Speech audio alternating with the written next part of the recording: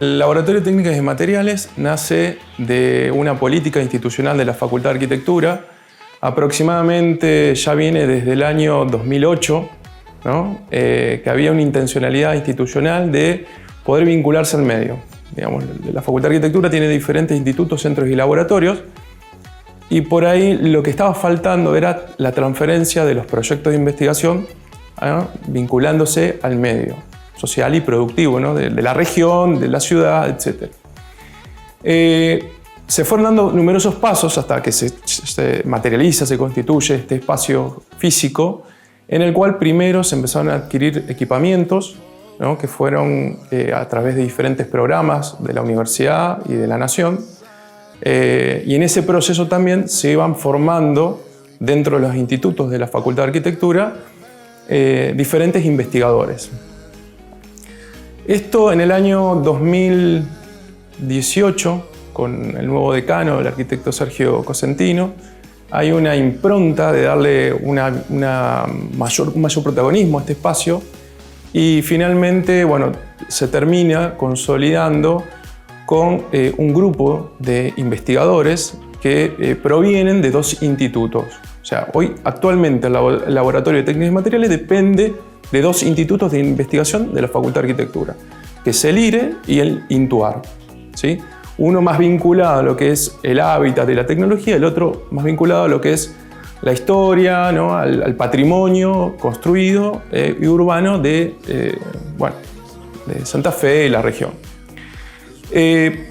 Con el paso de los años, lo que me olvidé de comentar es que el INTUAR tiene aproximadamente 25 investigadores y el IRE 14. Son la masa crítica, los recursos humanos críticos que complementan este espacio para transferir estos proyectos de investigación, ¿no?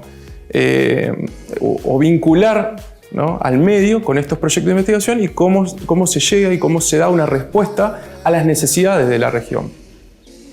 Básicamente, el laboratorio tiene 4 grandes áreas. Una, propiamente, a lo que refiere a las patologías de la construcción, pero referidas al patrimonio. Otra, a la patología de la construcción. Una tercera gran área, que es lo que hace a la seguridad e higiene en la construcción. Y una final, que es el confort ambiental o el acondicionamiento térmico de las viviendas. Como te decía, todas estas grandes áreas están reforzadas justamente por los recursos humanos, que en su mayoría son especialistas, magíster, máster o doctores, ¿no? Que en su área o su campo de investigación nutren a este espacio para poder ofrecer un servicio altamente especializado, tanto a lo que refiere en capacitaciones, que se pueden brindar desde el laboratorio, se han hecho capacitaciones en el medio, como servicios altamente especializados en obras o en infraestructura de los proyectos de arquitectura. Y ahora el arquitecto Sebastián Puig se va a detener en el equipamiento con el que cuenta el Laboratorio de Técnicas y Materiales para realizar estos relevamientos no invasivos en los edificios. Algunos equipos con los que contamos, pueden visitar la página que tiene el laboratorio como para poder referenciar específicamente si alguien tiene alguna inquietud en cuanto a estas grandes áreas. Tenemos diferentes tipos de equipamientos que son utilizados por nuestros investigadores para poder intervenir en esas obras específicas y, por ejemplo, tenemos una cámara termográfica en la cual podemos analizar diferentes patologías de la construcción. Tenemos decibelímetros, que lo que hace es medir el sonido de un espacio, luxómetros, que podemos verificar esos espacios, la luz artificial o natural que tienen un plano de trabajo. Hay una de las características principales de las cuales nos quisimos destacar con referencia a los demás laboratorios que hay en el medio, es que los ensayos que nosotros hacemos tratamos de que no sean destructivos. Para eso, la política de la facultad fue vincularnos a equipamientos que en lo posible no destruyan, ¿no?, lo que vamos a intervenir o lo que vamos a verificar, ¿no?, en cuanto a lo que es patología y confort ambiental. Así que básicamente eso es un poco el pantallazo, digamos, o la idea de mostrar este espacio, que tiene una impronta muy específica en lo que refiere a la vinculación con el territorio, ¿no? Una de las cosas que le importa y le interesa a la facultad es relacionarse con el medio y con el espacio físico, el cual es parte de nuestra ciudad, bueno, y nuestra región. Le preguntamos al coordinador del Laboratorio de Técnicas y Materiales cómo se vinculan desde este espacio con el sector privado. El laboratorio no pretende ni es tendiente ni a competir con una matrícula, ¿no? Con un colega profesional, sino que es apoyar a un privado o un profesional, ¿no? En cuanto a la especificidad de la temática que podemos abordar. Entonces, de la forma que siempre se hace o se vincula es a través de instituciones o empresas, y si un privado o un particular quiere, lo que le recomendamos nosotros es que contacte a un profesional primero y que el profesional se ponga en contacto con nosotros. Siempre doy el ejemplo de que está bueno entender esto del laboratorio como algo específico, ¿no? Cuando el médico lo envía a hacer un estudio para saber qué es lo que le está pasando. Bueno, esto es similar. Cuando el privado viene a nosotros le decimos, no, primero anda con el médico, que el médico se contacte con nosotros o te diga qué estudios son los que se tienen que hacer para dar respuesta a tu problema, ¿sí? Me parece que eso es bastante gráfico como para poder entender cómo sería la vinculación y cómo sería el proceso en el cual nosotros nos estamos vinculando con el medio. Lo que nosotros normalmente hacemos cuando nos llega un pedido es evaluar un poco el alcance que va a tener el trabajo y convocamos a otros especialistas que están nucleados dentro del laboratorio e incluso también estudiantes que están en formación. Y a partir de ello definimos un plan de trabajo que dependerá si, por ejemplo, lo que se está solicitando es un diagnóstico sobre un edificio patrimonial o, por ejemplo, si lo que se presenta como situación problemática es patologías de la construcción en construcciones recientes o tradicionales dentro de esa área.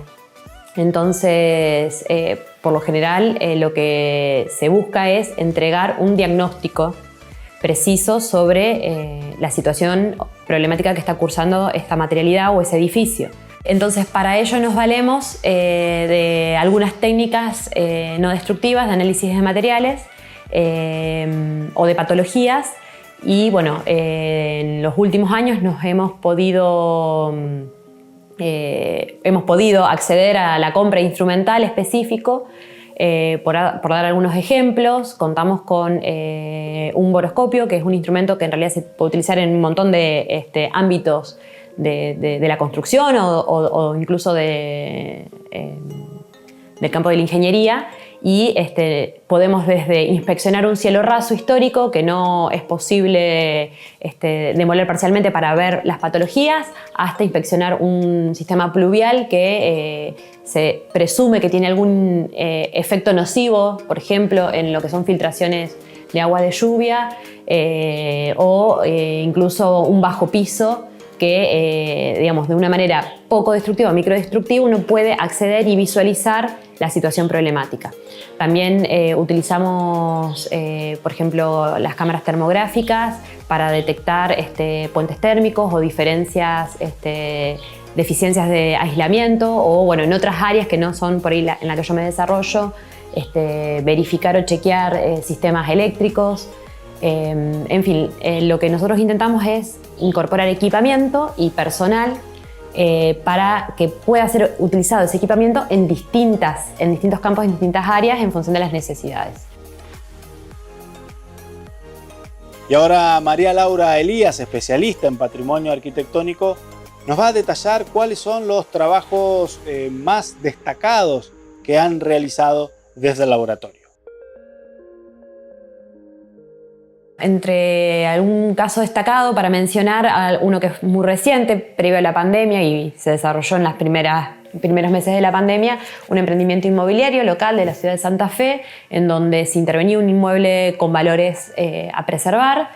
Si bien no era un inmueble catalogado en ese momento, sí presentaba buenas condiciones, demostraba una forma de construir de época, de principios de siglo, que se mantenía en muy buenas condiciones, y bueno, el emprendedor inmobiliario quería conservar la materialidad y lo que nos consultaba era cómo, de qué manera, con qué estrategia se podían intervenir los distintos materiales y situaciones patológicas.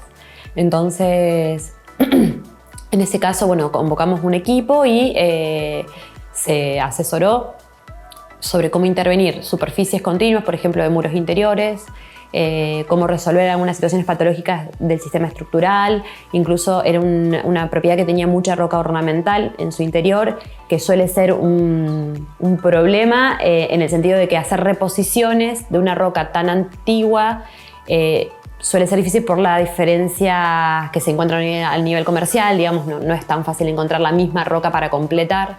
Bueno, entonces lo que hicimos fue redactar una especie de guía técnica sobre cómo intervenir esas distintas superficies a los fines de que la empresa directamente pudiera subcontratar a los especialistas y directamente ejecutar. También otro caso por ahí para comentar, que tiene que ver más con las patologías constructivas a nivel general, una empresa farmacéutica que está radicada en la ciudad de Santo Tomé presentaba una incompatibilidad técnica material sobre una intervención que le había ejecutado terminaciones de solado y necesitaban determinar cuál era el problema, por qué razón, en ese caso era un piso vinílico que se despegaba, cuál era la causa que generaba esta patología y bueno, por una serie de métodos pudimos determinar que la alta alcalinidad del sustrato del piso lo hacía incompatible por el tipo de pegamento y el tipo de la composición misma del piso, y eso era lo que generaba en ese caso la patología.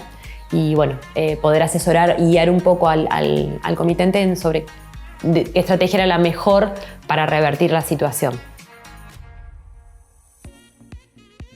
Y sin duda que uno de los trabajos en los que intervino este laboratorio que conocimos aquí en Proyectar y que vale la pena destacar en cuanto a el abordaje técnico que se hizo sobre las patologías del edificio fue en el rectorado de la Universidad Nacional del Litoral, cuando se conmemoraron los 100 años de la facultad y se puso en valor ese edificio tan paradigmático, tan representativo para todos los santafesinos. María Laura Elías nos va a contar en este caso cuál fue el rol del laboratorio en este proceso.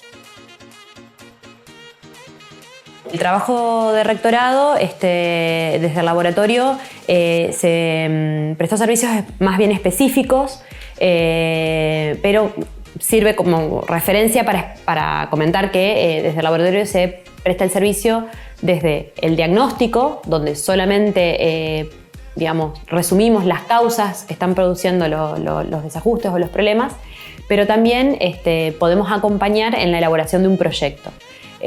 Cuando se trabaja sobre el patrimonio construido, es muy importante determinar las causas que generan las patologías constructivas.